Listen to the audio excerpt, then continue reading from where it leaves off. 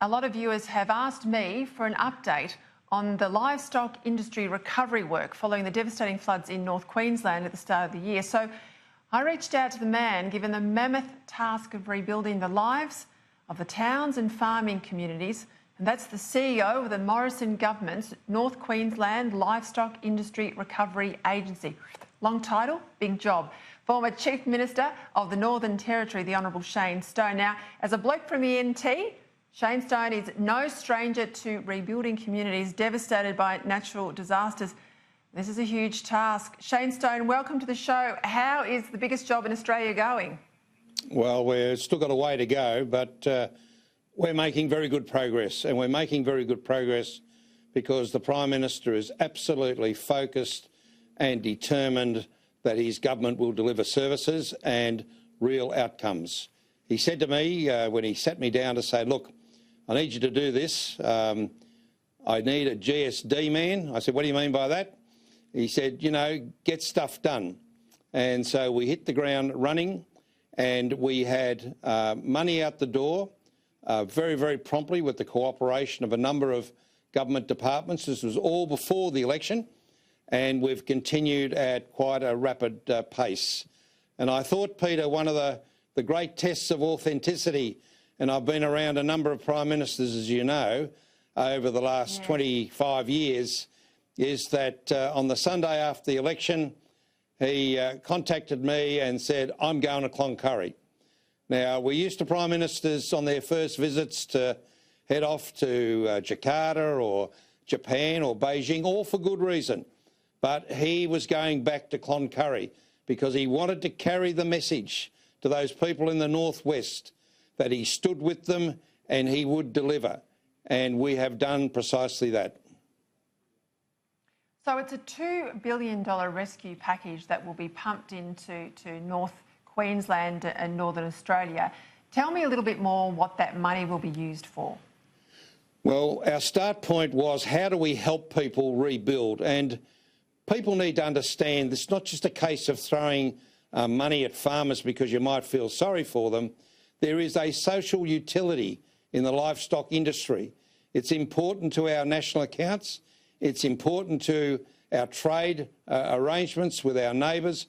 It's important to the infrastructure, the employment, biodiversity, defence of the North. And so the structure that we've got commenced with grants, not with loans. We needed to bring hope to these people. And the message was we will start with grants to get you back up. It's not a handout, it's a hand up. It's all about helping these people to re-establish themselves in the industry and developing resilience around everything that goes to making these viable communities.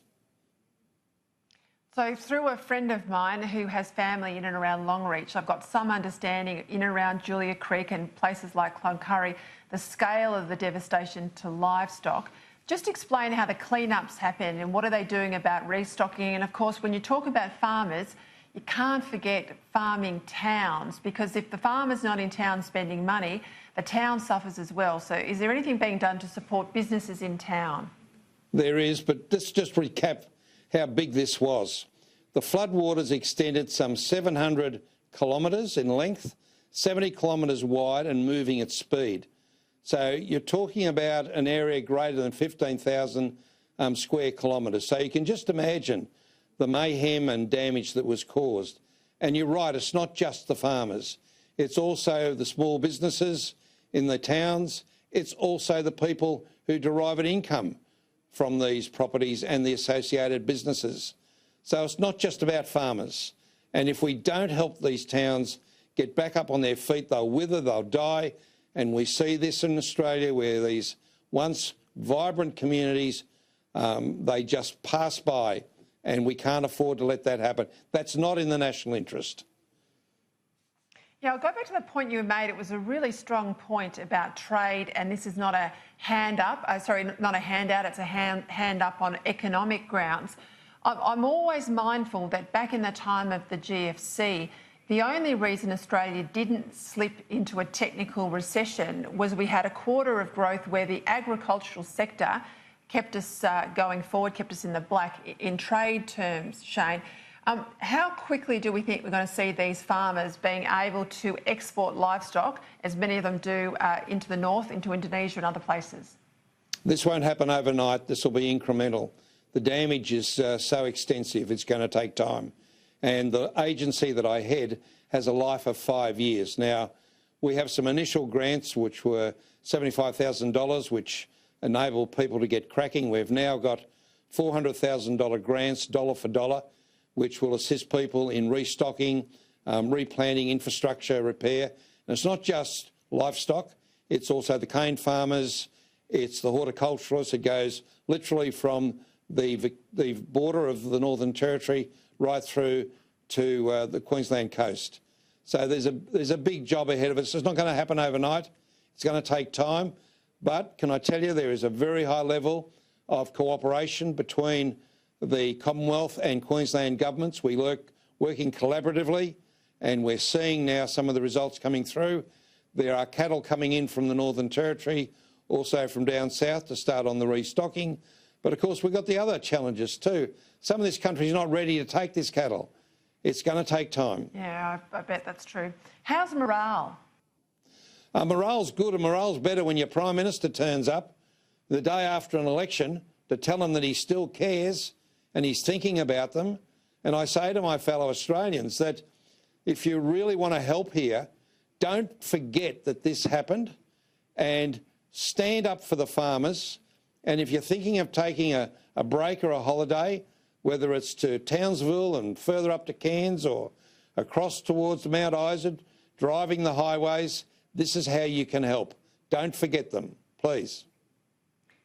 All right, just before we go, I want to ask you a question, because Australians watching this, I know that watch my program at least, are backing in the farmers 110%. But with that much water, monsoonal rains which happen annually up that way, where do you sit in Australia doing something quite innovative, big-scale infrastructure about capturing some of this water so that we can fix the issues that we have with persistent drought, say in Western New South Wales, and feed what we can into the basin? Well, I'm a big believer in that we should be innovative in the way that we try to marshal these great expanses of water. I mean, as you said in the introduction, I'm from the Northern Territory, and I see massive amounts of water running out to sea. Same thing happens in Queensland, or it dissipates down into the Channel country, but not always with best effect. So, yes, I'm a supporter of dams that are strategic. But I tell you what else I also support. I was on Warona Station near Charters Towers last week looking at the work of the Malone Institute. And this is where they have very innovative approaches to rehydrating countryside using gullies and rocky outcrops that collect water and pond, which are then plugged. So there's a lot of very smart approaches out there, and they need to be encouraged and supported. And I'm confident that we can use this water and the rainfall more effectively than perhaps we're doing at the moment. You better be careful, Shane Stone. After you fix this mess up there, you might find yourself the new czar of dams or something as good as that, because we've got to get moving on this big-scale infrastructure. Thank you very much for your time, and please send our best to everyone up north. I'm no czar. Thank you, Peter. Well, you're a can-do sort of bloke, and I appreciate your time tonight, Shane. You're welcome.